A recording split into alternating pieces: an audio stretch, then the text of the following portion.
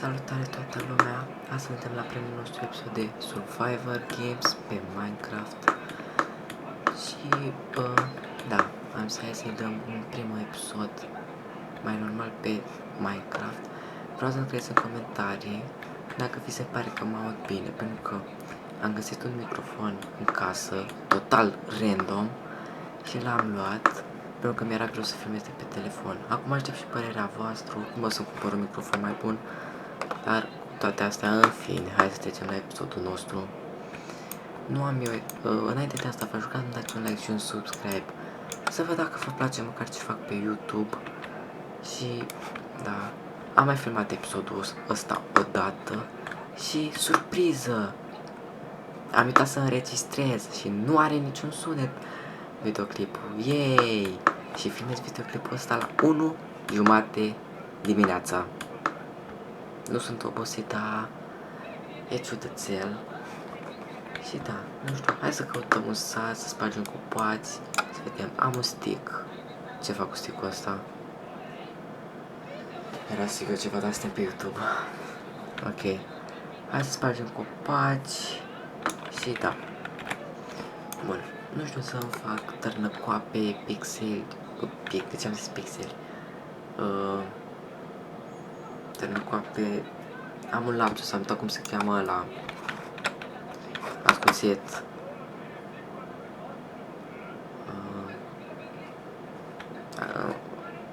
În fine, nu mai contează. Bun, hai să căutăm niște vilceri. O găină! Alo. Bun, hai să mergem pe aici.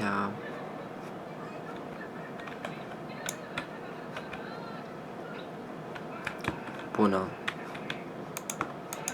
Așteaptă. Am nevoie de mâncare, scuze. Așa. Faza cu Minecraft. Eu m-am mai jucat Minecraft. Am 1% experiență. M-am mai jucat în copilărie, dar m-am jucat Minecraft fake. De pe magazin Play gratis, pe telefon. Iuuu. Și da. Nu știu dacă vă vine credeți, dar n-am bătut dragonul în viața mea. Așa arată skin-ul meu. Și da. Să craftez asta. Nu pot. Pot să craftez asta. Pot. Ce e asta?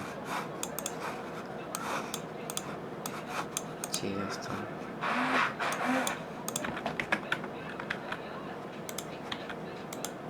Un buton. Îmi va fi folositor toată viața mea acel buton. Să fim serioși. Uite. O vacă. M-ai înjurat cumva? Nevoie de mâncare. Mi-e foame. Mi-e foame și în realitate. Nu contează. Mersi. Nu știu să fac tărnăcop ca să panjul să găsesc diamante, dar nu știu. Acum mâna sapă greu tare. Dacă mă neca ei. Suntem pe Survivor Games. Am mai jucat creativ Minecraft real. Da, creativ e chestia total. Și am jucat și la fan hardcore, dar n-am înțeles nimica. Poate când ne strângem o mică comunitate o să facem și live-uri. Să vorbesc în real life cu voi. Și da, și să-mi scrieți în comentarii ce joculețe ați vrea să mai facem. Am multe jocuri pe Steam. Am vreo 50 la număr. Cine vreau să îi las contul meu de Steam să mă adauge la prieteni, vă las. LOL. Sunt un ajutor. Doar ajutor. Dăm. M-a bătut Enderman-ul. M-a bătut efectiv Enderman-ul. Așa. Opa. Vreau să-mi pun și un mod de grafică pe Minecraft. Însă îmi merge jocul în 15 FPS-uri când am cel mai bun calculator.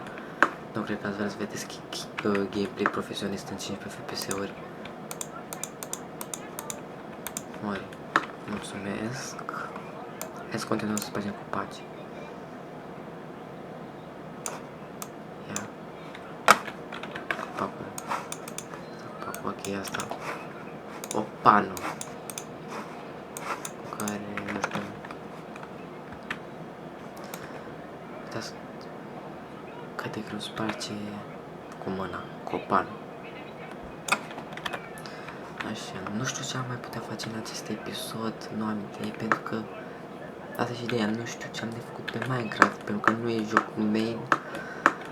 Am jucat alte jocuri în copilăria mea, pentru că da, jucam jocul la 3 ani, când aveam 3 ani eu jucam GTA San Andreas și alte jocuri. Poate fac și jocuri video cu jocuri vechi din 2004-2003. Pentru că ne place și nostalgia. Clipurile care le fac în prezent sunt de nostalgie. Pentru că, da, uite vacă, e plin de vace veci, preluri la vacă. Ce asta, Iron? Cred. Hai bă, sparge-te. Cam greu de merge. Luați-vă popcorn, că așteptăm să spargă Iron.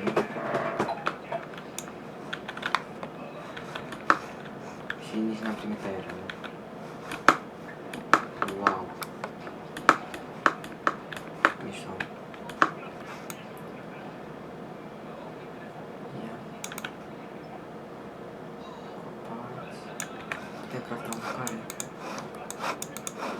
Cred că nu.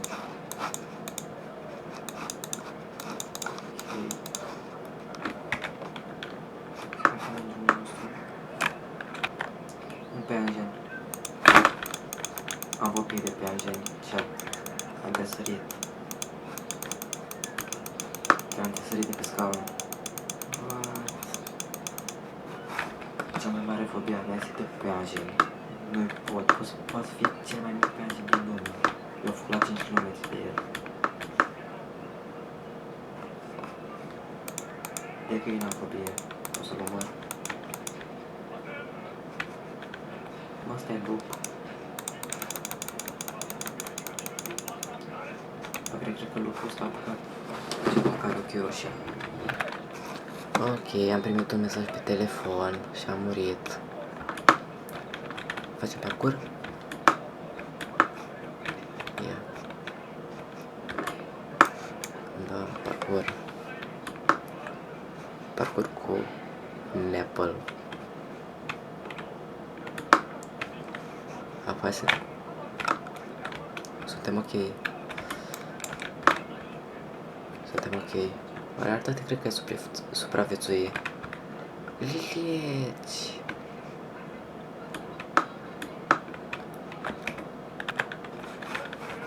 Ia. Nu murim. Dă-mi pace, dă-mi pace, dă-mi pace, dă-mi pace. Ok.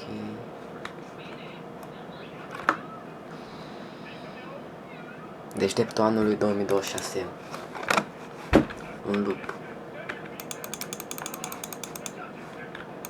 Ce mă, lupul ăsta a băgat ceva în el, dar ochi roșii.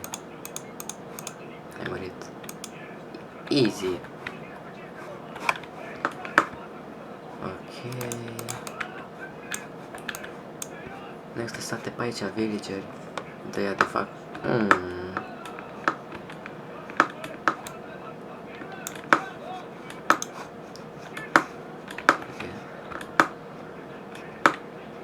O găină. Ador să omor găini. Și în episodul ăsta cu cine știe ce, da, aștept sfaturile voastre în comentarii că să știu cum să mă adaptez pentru episodul viitor. Și da, nu știu dacă pentru primul episodul ăsta e lung sau scurt, are vreo 10 minute. Nu știu pe atâta. O să încerc să mai editez puțin la voce, pentru că cu vocea, cu microfonul sunt mari probleme. Adică, da. Poate viitorul să avem și o cameră web. De ce nu? N-ar strica nici un... Oh! Nimic. Ok, dar cu surprize. Bună. Aici vom încheia și episodul nostru. Sper că v-a plăcut. Eu zic că te-aș în primul episod. Pa!